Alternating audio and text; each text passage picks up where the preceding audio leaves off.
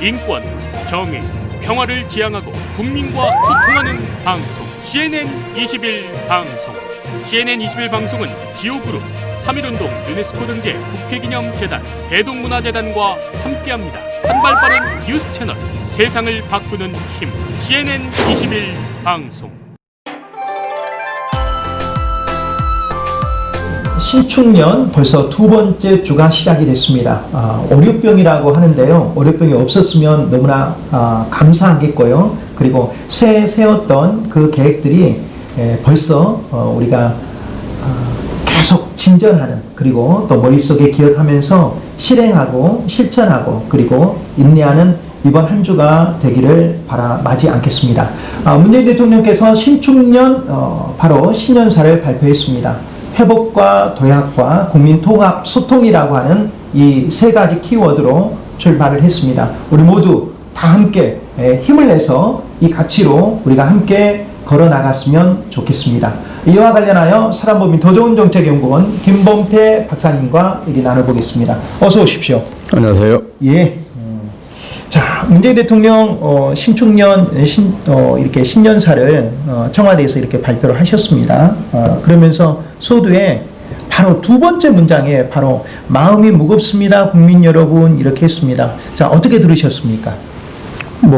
이제 작년 코로나 전국을 거치면서 실질적으로 많은 이제 국민들이 어려워했지 않습니까? 예. 물론 이제 K 방역으로 대별되는 이런 세계적인 업적을 남긴 것도 사실입니다만은, 그럼에도 불구하고 민생 경제가 매우 힘들었기 때문에 마음이 무거울 수밖에 없었겠죠.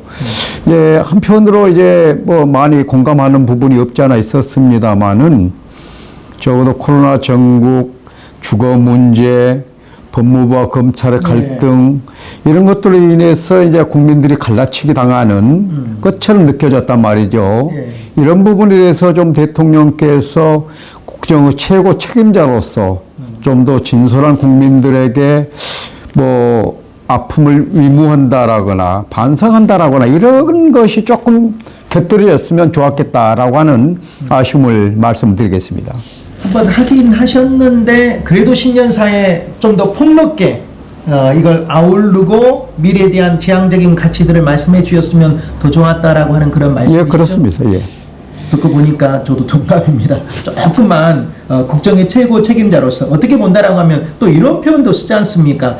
국부라고 하는 의미가 그렇게 그렇게 이제 적절한지 부적절한지는 잘 모르겠습니다라고 하는 것은 우리 국가의 아버지로도 이렇게 많이 보지 않습니까? 좋은 의미에서 본다라고 하면은, 그래서 한번 이렇게 쭉 건드려주고 나셨으면은 지금 이 힘든 시국에 위로가 되었지 않았을까라고 하는 그런 마음에서 논평을 하신 거죠? 네, 그렇습니다. 예, 그렇습니다. 자, 그리고 나서 백신 접종을 다음 달이면 2월 달이지 않습니까? 여기서부터 시작하겠다고 말씀도 하셨습니다. 그 가능하다고 보십니까? 예. 충분히 가능하다고 얘기를 할 수가 있겠죠. 질병청에서도 이미 5,600만 명분에 달하는 백신을 이제 확보했다라고 발표를 했고, 이미 모더나라든가 아스트라제네카라고 하는 백신 회사로부터 이제 계약이 완료됐다라고 하는 얘기가 있었기 때문에 충분히 그건 가능하다라고 봅니다. 그리고 이제 국내에서도 백신 제조 회사들하고 계속 네트워킹을 하고 있기 때문에 그건 충분히 가능하다, 그렇게 보겠습니다. K방역에서 나타난 것처럼 이 분야는 어떻게 본다라면 저희가 또 선도 국가는 아니지만 백신 접종에서 충분히 후발주자로서 선도국이 될 수 있는 강점을 지니고 있다라고 하는 것은, 예, 그렇습니다. 예. 그렇습니다. 자랑입니다. 자랑이고요. 자, 다음 달부터 백신 접종이 시작된다고 하니까 국민 여러분들께서도 좀 안전하게 또 청와대 대통령의 약속을 믿고 기다리시면 좋을 것 같습니다. 그리고 이어서 이제 세 가지 키워드지 않습니까? 회복과 도약과 소통, 통합, 이렇게 말씀을 하셔서 함께함의 또 가치, 그래서 사회적 약자까지 또 복지의 사각지대까지 다 둘러보겠다, 사회 안전망을 구축하겠다라고 이야기를 하셨는데요. 대통령께서 말씀하신 이 함께함의 핵심 골자는 무엇이라고 보십니까? 이제 국민들 입장에서는 이제 함께 한다라고 했을 때, 누구라도 소외되지 않는 이런 것이 가장 중요하겠죠. 결국 이제 사회 안전망의 확충이라고 하는 것이 이제 결국은 복지 문제로 귀결되는데요. 적어도 지금까지 이제 복지 사각지대에 있는 국민들을 어떻게 이런 공존의 세상으로 예. 들어오게 만들 것이냐, 이런 틀로 들어오게 할 것이냐, 그것은 결국 실질적 복지가 확립되는 겁니다. 예를 들면 뭐 조금 예를 든다라고 하면 실질적으로 부양 의무자가 있다라고 하는 것 때문에 복지 혜택을 못 받고 있는 이런 뭐 독거노인이라든가 예. 뭐 홀로 된 사람들이라든가 나이 드신 분들이라든가 이런 분들이 많거든요. 예를 들면 이런 분들 뿐만 아니라 지금 이제 특수고용직에 종사하는 사람들 또 이번에 중재해 대책법이 이제 발효되기도 했습니다만은 그런 어려운 환경 속에서 일하는 사람들에 대한 복지 문제까지도 아우르는 것이 결국은 함께 하겠다라고 하는 의지가 아닌가 그런 생각을 갖게 됩니다. 물론 이제 그 정부에서 아예 못 본 게 아니라 그동안 조금 본다고 했는데 좀 소홀히 했던 것들까지 챙겨서 어떻게 보면 이제 집권 1년 말기 지금 남은 해 동안 그런 거 차분하게 하나하나 꼼꼼히 챙기겠다라고 하는 대통령의 함께함의 핵심 골자라고 생각을 하고요. 앞서 말씀해 주신 것은 상당히 진전된 측면이 있다고 생각을 합니다. 부양 의무자가 있는데도 그것을 잘 보지 못하라고 하는 그 복지 사각지대에 대한 것들이 시골에 사실 굉장히 많이 이런 분들이 많이 계시더라고요. 예. 자, 다음 편으로 가서 남북 화해 협력에 대한 메시지도 내놓으셨습니다. 문재인 대통령이 사실 김정은 대통령과 판문점에서 악수한 장면은 전 세계적으로 이렇게 나갔던 초스포트라이트를 받았지 않습니까? 그래서 굉장히 그 강대국의 열강들의 사이에 끼어서 이 눈치 저 눈치 보니라 뭐 사실 한반도 운전자론이 이렇게 되진 않았는데 이번 신년사에서 평화와 상생으로 나갔다는 이 메시지를 내놓으셨습니다. 뭐 저는 이제 우리 대통령께서는 평화가 상생이다 이제 이런 말씀을 주셨는데 저는 상생이 곧 평화다. 저는 이제 어순을 좀 바꿔서 이런 표현을 좀 드리고 싶고요. 실질적으로 뭐 동전의 양면이기는 합니다. 어떻든 간에 윈윈 전략을 가져가야 된다라는 의미겠죠. 결국은 그렇게 하게 되면 결국은 이제 평화가 정착될 것이다라는 얘기인데요. 적어도 3년 전에 있었던 남북 정상회담이라든가 북미 간의 대화 이런 것들이 좀 구체적으로 실현됐었다라고 하면 지금쯤은 아마도 적어도 평화가 어느 정도 정착되었을 가능성이 매우 높죠. 그리고 어차피 이제 잘 아신 것처럼 실질적으로 김정은 국무위원장이 여러 가지 뭐 미국에 대한 압박 카드를 건넸었지만은 적어도 3년 전 그때 당시 이후로는 크게 이제 뭐 핵 위협이라든가 이런 것이 실질적으로 없었어요. 네, 여전히 이제 뭐 얘기로는 뭐 북한이 이제 미국을 압박하는 그런 카드로서 경제 제재를 뭐 해소해내기 위한 수단으로 쓰기는 했습니다만은 뭐 과거처럼 예를 들어서 뭐 핵무기를 어떻게 한다라든가 이런 것은 구체적으로 없었단 말이죠. 그런 측면에서 보면 그런 측면에서 보면 트럼프 대통령이 이제 뭐 물러나고 새로운 바이든 행정부가 들어서기 때문에 과거 3년 전에 있었던 북미 간의 대화나 남북 간의 대화에 있어서 논의가 됐던 이런 그 정책들을 그대로 가져갈 것인지 아니면 아예 폐기를 하고 바이든식의 어떤 정책을 가져갈 것인지는 아직 뭐 조금 두고 봐야 되겠습니다만은 여전히 그때 당시 있었던 그런 약속들이 유효하다라고 하는 관점에서 보면 그것을 크게 벗어나지는 않을 것이다. 네. 바이든 행정부도 그렇게 본다라고 하면 아마도 북한의 김정은 위원장께서도 뭐 연초에 뭐 잠수함을 새롭게 뭐 설계했다라고 하는 등 이런 얘기를 했습니다만 이것이 여전히 새롭게 출범하는 바이든 행정부에 대한 무언의 압력일 수 있다. 결국은 그것이 얻어내려고 하는 것은 하루속히 경제 제재를 뭐 해소시켜 주었으면 하는 그런 간절한 바람이 거기에 녹아들어 있다고 볼 수가 있겠습니다. 알겠습니다. 그 문재인 대통령께서 초기 취임하면서 어떻게 본다라면 굉장히 모든 여러 가지 영역에서보다 우선적으로 이것을 우리 국민들께서 체감할 수 있을 정도로 남북 평화 통일에 대한 이런 대통령의 의지가 굉장히 크구나라고 하는 것을 앞서 우리가 발견했지 않습니까요? 여러 가지 항목들에서 그렇게 했는데 이게 지금 진전이 안 된 것은 누구 탓입니까 도대체? 실질적으로 이제 뭐 누구 꼭 집어서 누구 탓이라고 하기는 조금 그렇죠.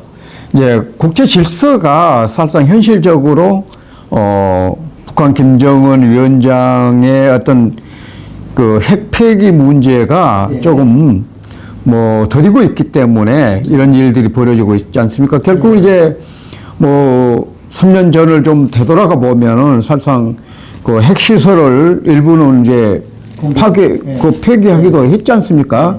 그 이후로 이제 좀 진전된 부분이 없었기 때문에 그런데 어떻든 간에 이제 그 북미 간의 대화 또 남북 간의 대화 이 속에서 책임을 굳이 좀 따진다라고 하면 뭐 김정은 위원장에게 조금 있다라고 보죠. 왜냐하면은 어떻든 김정은 위원장 입장에서는 북한의 인민들이 너무나 힘든 삶을 살고 있기 때문에 그 원인은 결국은 경제 제재가 풀리지 않고 있기 때문에 그렇거든요. 그러다 보니까 이제 과도한 욕심 이런 것이 결국은 뭐 김정은 위원장의 귀책 사유가 되는 그런 국면이라고 할 수 있겠습니다. 여러 가지 국제 질서 측면에서 바라보고 계시고요. 마지막 질문 하나 더 드리겠습니다. 대통령 신년사에서 우리 국민들도 또 언론들도 우리 김범태 박사님도 저 방송에서도 관심을 보였던 두 전직 대통령에 대한 그것이 우리가 이제 사실 더불어민주당 이낙연 대표가 먼저 쏘아 올렸지 않습니까? 이것에 대한 것은 뭐 0.0001도 사실 언급이 없었습니다. 그 부분에 대한 평을 한번 해주시죠. 이제 대통령께서 금년에 이제 화두로 내건 것이 이제 회복, 도약, 포용이란 말이죠. 포용은 결국은 5천만 국민을 다 아우르겠다라고 하는 의미에 함축되어 있습니다. 그런데 이제 거기에 어찌 보면 이념적 대립이나 갈등 관계를 뛰어넘는 그렇다라고 하면 결국은 이낙연 대표가 던졌던 적절한 시기에 이명박 박근혜 전직 대통령에 대한 사면을 건의하겠다라고 하는 사면론인데요. 실질적으로 뭐 여론이 막 엇갈리고 민주당 내에서 반대가 많고 막 이러고 있습니다만은 결국은 이것은 사법적 판단에 대한 정치적 판단이거든요.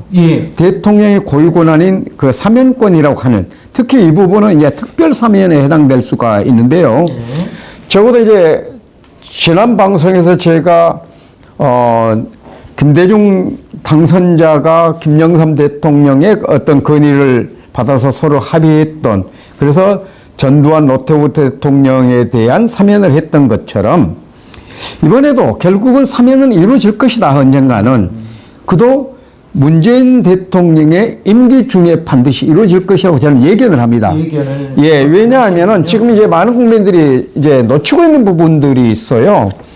적어도 전두환 노태우 대통령에 대한 사면에서 우리가 이제 반면교사로 삼아야 할 부분이 있기는 있습니다. 과연 반성을 했느냐?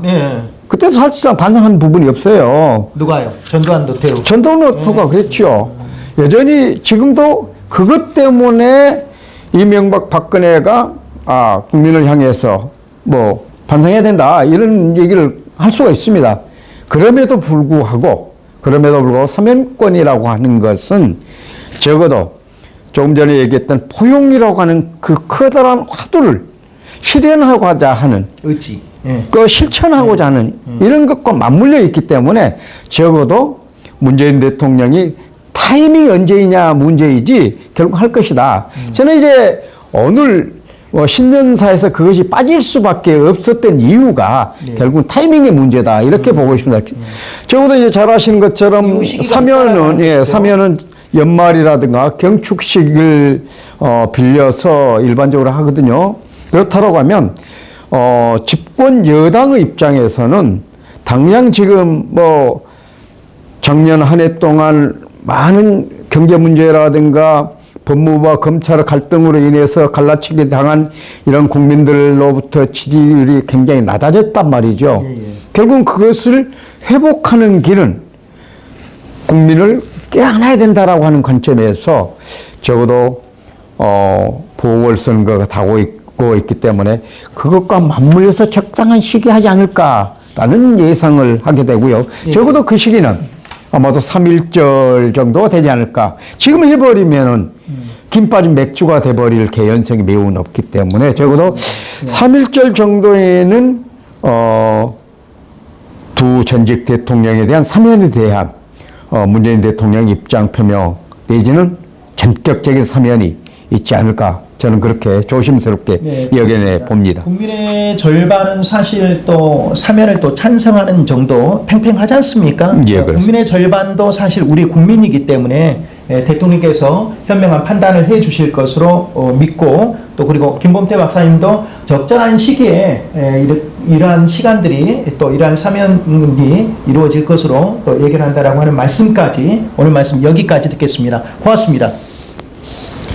시청자 여러분, 2021년 문재인 대통령 청와대 신축사가 이렇게 발표가 됐습니다. 여기서 신축년에서는 바로 코리아 미디엄 선도국가 그리고 이런 상태로 우리가 선도국가로 나아가자라고 하는 이런 발표와 비전을 담았습니다. 회복과 도약과 포용으로 나가는 이 길에 국민 모두가 화합해서 함께 전진해 나가면 좋겠습니다. 보도 제작의 김주석, 진행의 저는 임영이었습니다. 고맙습니다.